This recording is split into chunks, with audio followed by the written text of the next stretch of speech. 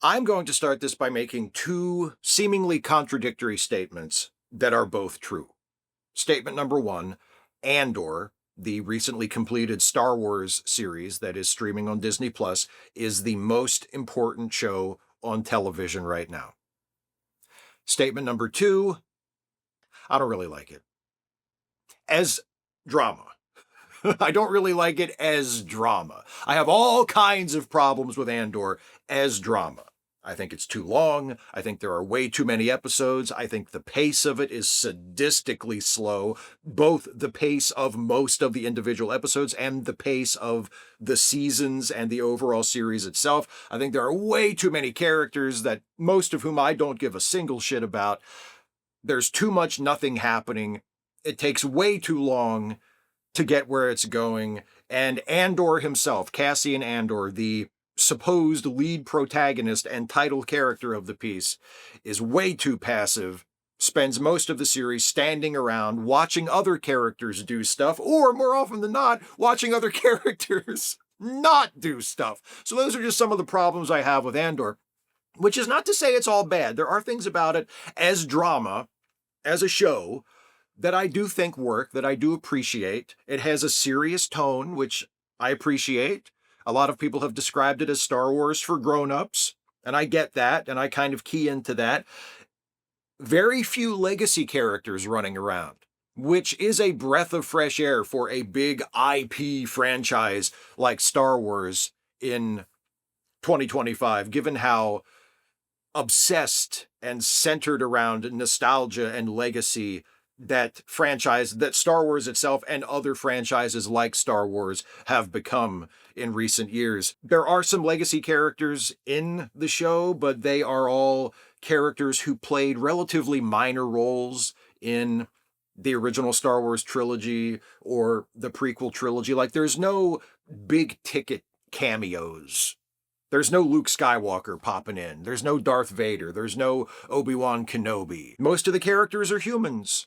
There aren't that many goofy Star Wars aliens running around. Not that I have anything at all against goofy Star Wars aliens, but it does make it a little easier to buy into the more serious tone if most of the characters are just regular looking people, not goofy characters that are CGI or people with a lot of elaborate, outlandish makeup on. The production design is fantastic. It looks amazing. The sets, the environments, the locations, both real and created, are stunning. And despite my problems with the series overall, there are a handful of genuinely good episodes, mostly in the first season.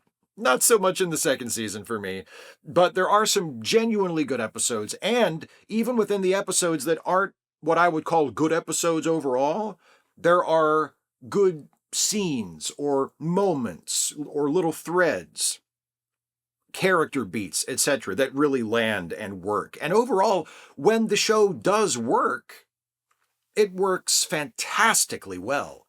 It's just that for me, it doesn't work like that nearly as often as it needs to or I would like it to. And I could go into more detail about the problems I have with the show, but I'm not going to do that in this video. I'm probably not going to do that at all in a video on my own channel for a couple of reasons. First of all, I really don't think there's an appetite for that. I don't think there are people sitting around waiting to hear what anybody, let alone some random doofus on YouTube, has to say as to why he doesn't like Andor. The show has been critically acclaimed. It's been praised to high heavens. The people who have watched the show, for the most part, seem to have really, really appreciated it. It has resonated with them very strongly, and they don't want to hear about why some dipshit didn't like it. So there's not really an appetite for that, and I completely understand that and respect that, and actually think that's a good thing for a reason I'm going to get into in a moment, because the other reason I don't want to dwell on the reasons that I didn't like Andor or that I didn't think it worked for me as a TV show, as a drama, is because I think Andor is one of those very, very few shows that is relevant and vital and important, not for its virtues as a work of fiction, as a story, for its characters, for its drama, for its plot, etc. I think Andor is a lot more important. And the reason why I say it's the most important show on TV right now is because of what it stands for, because of what it is, because of what it's about in a broader, deeper sense, and because of the time in which it was made, which is also the time in which we are all living right now. Andor is set in the years leading up to the first Star Wars film, which is the one that I, in my quaint, recalcitrant way, still refer to as Star Wars.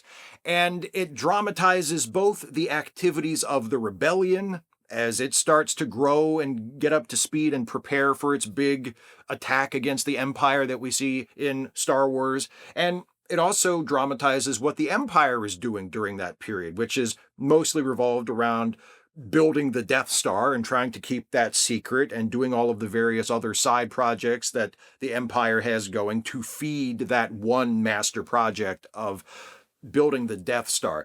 And the first thing that you have to realize and recognize, I think, is that Tony Gilroy and Dan Gilroy, who are the two main creative forces behind the show, along with Kathleen Kennedy at Lucasfilm and all of their other collaborators and supporters who have made this show, they didn't just decide randomly in the 2020s to make a Star Wars show about the rise of the rebellion and the final years of the Empire and everything like that. They didn't just up and decide out of nowhere to make one of the most, if not the most, explicitly, unabashedly anti-fascist TV series ever. This is all done with purpose. And that's very much to the show's credit and to the credit of the people who made it, especially the original creative voices of it, the Gilroys and the other writers and directors, etc. The importance and value of Andor, for me, does not lie in what it tells us about the world of Star Wars. I don't give a shit about the world of Star Wars, right? I love Star Wars. I've been a Star Wars fan since I was a little kid. I was practically a Star Wars baby. I've told this story before. I had Yoda pajamas, right? I've loved Star Wars for almost my entire life. But like any other work of fiction that I love Star Wars for its characters and for its stories. I'm not interested in the world of Star Wars as its own thing, separate from the stories and the characters. For me to be interested in the fictional world, I need to be interested in the story that's being told to me right now and the characters. I'm not interested in how things got to be a certain way for its own sake, like just as a little bit of trivia, right? How'd they build the Death Star? I don't care. Like, I don't care. But if you tell me a story about that that's interesting that I can get into, okay. And again, for me, Andor was not that story. It didn't work for me. It didn't grab me in that way. But the importance of that story lies in what it tells us about our world, our real world right now, today, our real world as it was in the past, and hopefully not, but potentially what our world could be like in the very near future. One of the most important things that Andor has to show us that is relevant to things in our real world at the moment and potentially in the near future has to do with how rebellions work, how resistance movements work, how they organize, how they operate on different fronts simultaneously, how they have different faces and different tactics, and how they do their work and make their movements against fascism and authoritarianism.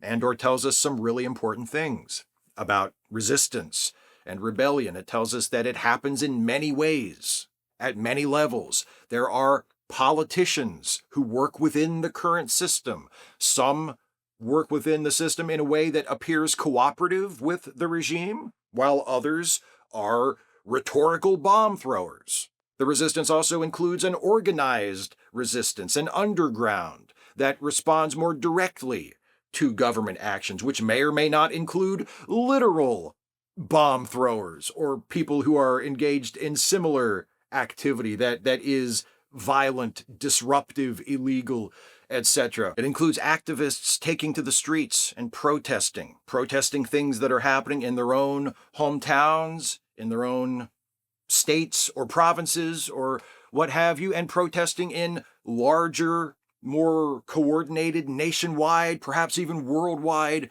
ways, to use their voices, to use their bodies, to get attention, to disrupt, to let people maybe who aren't actually going to the protests, but who might be sympathetic, know that there are more of them than there are of the fascists and the tyrants and the people doing the fascists and the tyrants' bidding. It says that there are support networks among the resistance, among the rebels, who pass on information, who protect others, who protect each other, who are capable of identifying people who are threatened and moving them to safety. It says that patience and the ability to act quickly when the time is right are both necessary to a successful and effective resistance. It says that not everyone in the resistance will get along.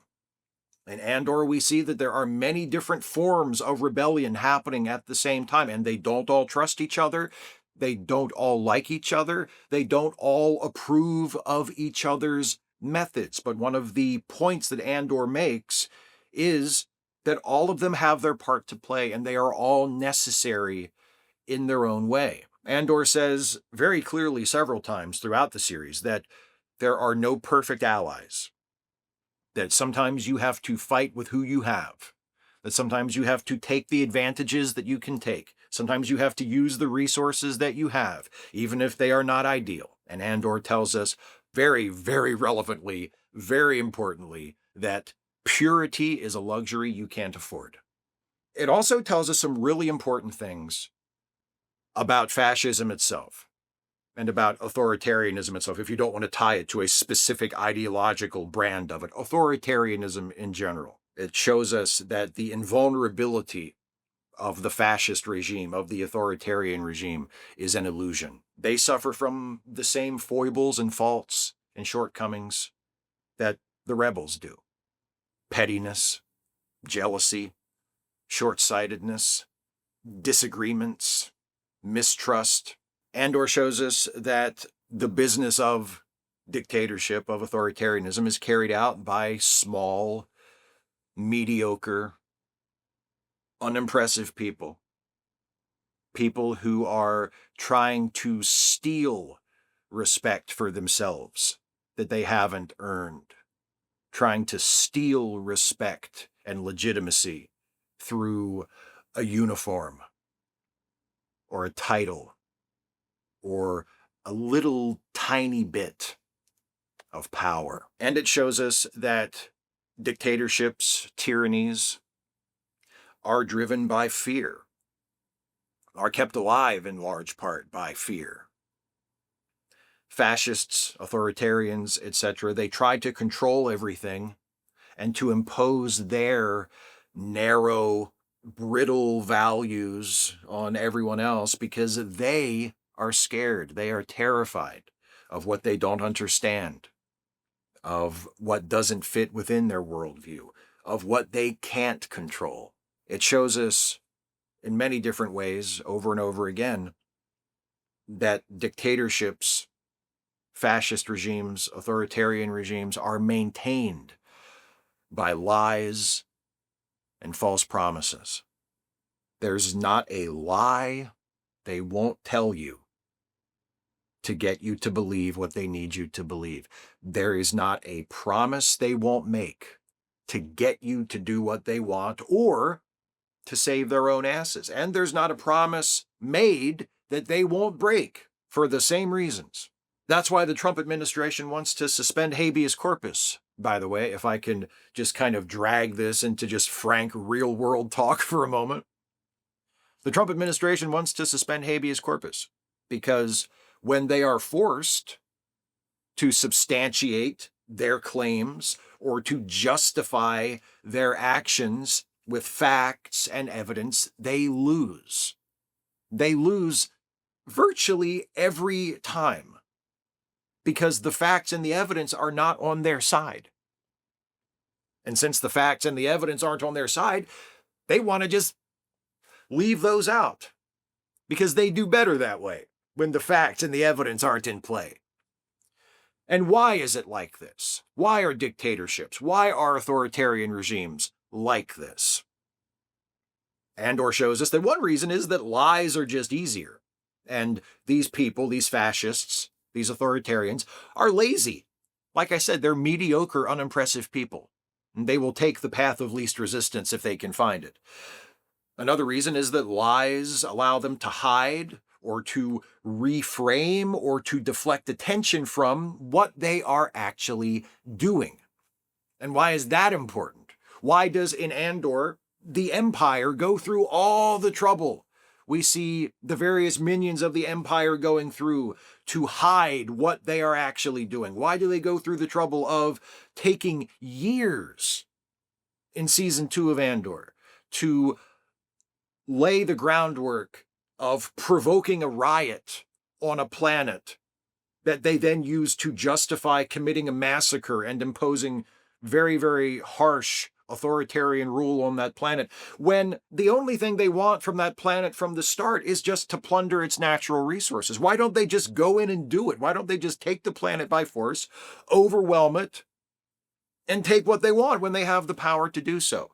Because doing it that way would cause unrest, not just on that planet, obviously, but in the rest of the galaxy, in the rest of the world, to put it in more real life terms, or in the rest of the country, let's say. If they just came in and plowed over everybody and just bulldozed everything and took what they want and displayed just unambiguously dictatorial, authoritarian, brutal power, that might provoke dissension in the populace. And why would that be bad for the Empire? Why would that be bad for the authoritarians? Because they need the public to believe that things are better with them in charge than they would be otherwise, than they would be without them. Authoritarians need the public to believe that they are the good guys, or at least the better guys than whatever the alternative would be, and that they are the protectors of peace and prosperity, that they and their government and their methods are the best or the only option. Authoritarianism depends on our compliance.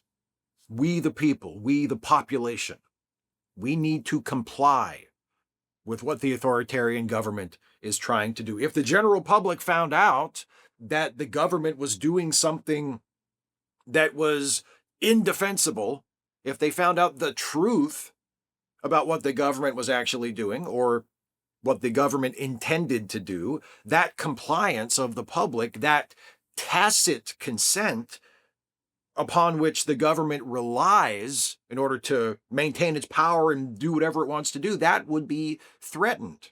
And the authority and the rule of a fascist regime, of an authoritarian regime, is so fragile that they would not want to risk that. And we see the Empire doing that throughout Andor. Authoritarians don't want people to know what they're actually doing. They want to be able to control their own narratives. Because if the public found out everything and it was presented in terms that weren't designed by the regime to be as flattering to the government as possible, sure, there are some members of the public who would be fine with it. We see that in Andor, and we see that in real life. Even with all the chaos and all the disaster that has been wrought by the Trump administration just so far, just this early into his term, there are still Americans who are completely fine with everything he's doing. And not all of them have been bamboozled. Some of them are just sort of going by the Trump propaganda and are just assuming everything is great and we're winning and, all of that. There are some people who genuinely realize what's going on. And they think it's good. And they're fine with it. But most people, even if they aren't moved to become active members of the resistance, if most people found out the unvarnished truth about what was happening, if most people in the Star Wars universe found out the unvarnished truth about what the Empire was doing, they would not be okay with it. Their dedication, their devotion, their tolerance, their compliance in the face of the regime would diminish, would maybe even vanish entirely. Because most people aren't okay with tyranny when forced to look right at it, especially when they realize they are living underneath it. That's why the thing that authoritarians fear the most in Andor and in real life is the truth, because they are vulnerable to the truth. Authoritarianism can only assert itself and maintain itself if enough of us go along with it. And they can only be assured that enough of us will go along with it if they control the truth. Sometimes you'll hear democracy defined very generally as the form of government that derives its authority from the consent of the governed. And that's not a bad sort of general definition of democracy, but the thing is, that's every form of government. From the most open and liberal and democratic to the most suffocating form of dictatorship. The people doing the governing are always outnumbered by the people being governed. So any system of government requires our compliance. Without that, it cannot endure. It might endure for a little bit, it might last for a while, but ultimately it cannot endure without the compliance of the people that it is governing. And all of this that I have just been describing to you is dramatized in a Star Wars show.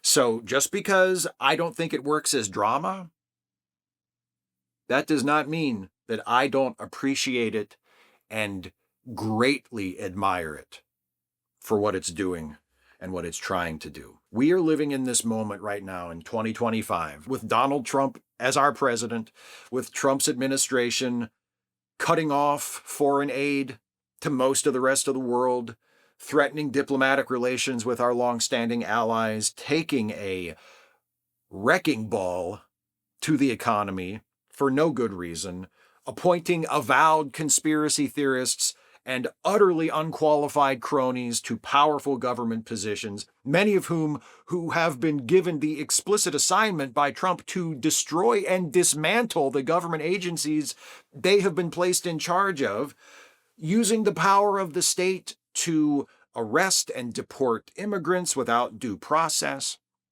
to openly persecute trans people and other marginalized people, to accept bribes from foreign heads of state, to brazenly lie to the public with impunity on a constant basis, with all of that going on, just here in the United States, just under the Trump administration, plus far-right movements continuing to hold and grow their power around the world, the government of Israel continuing to carry out a brutal, ruthless genocide in Gaza against the Palestinian people.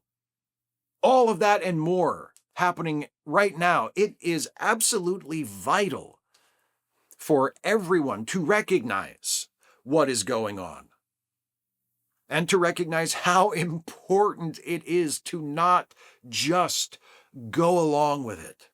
Andor is a show about where we have been. There are parallels to World War II.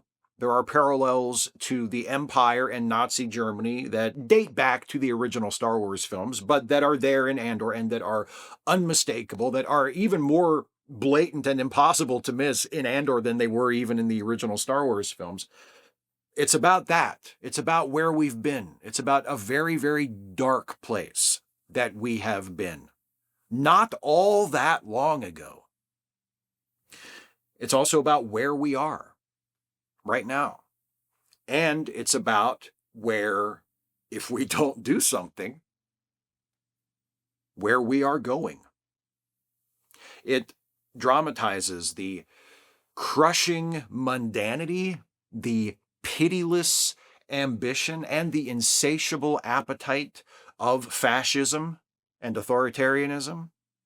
And it dramatizes how messy and disillusioning and painful and morally compromising the work of tearing down that fascism, that authoritarianism is. We here in the US do not yet live under the real-life equivalent of the empire. But that doesn't mean that we're safe, as I think most of you watching this probably know. It means that we still have a chance to stop it from getting to that point before things get bad enough that they require more extreme forms of resistance. I've said it before, and I will no doubt say it again, because you know how I love to repeat myself. But art, especially popular art, is our way as a culture of telling ourselves who we are. And right now, through Andor, the most popular and beloved sci-fi action-adventure franchise of all time, which many of us grew up with, Star Wars, is telling us who we are and who we're in danger of becoming. I hope we're paying attention.